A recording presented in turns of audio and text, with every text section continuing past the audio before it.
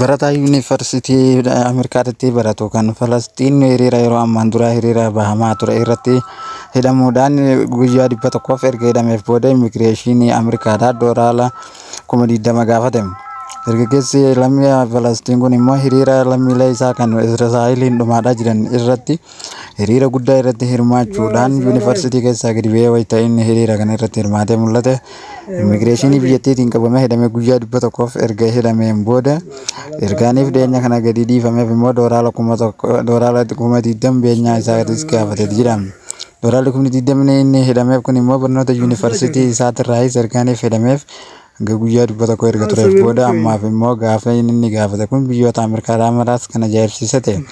Dargaggeessi kun immoo lammiilee isaatiin mana hidhaatii fi akkasumas nyaataaf dhabbiidhaan akkasumas rakkoo adda addaatiin miidhamaa jiraniif sagalee guddaa ergaaniif ta'een booda Ameerikaan immoo dargaggeessa kana hiriira guddaa Falastiin Ameerikaatti geggeessite irratti hirmaachuu isaatiin barataan beekumtii qabaachuu isaatirraa kan ka'e qabamee akkaaniif hidhamee dubbatama.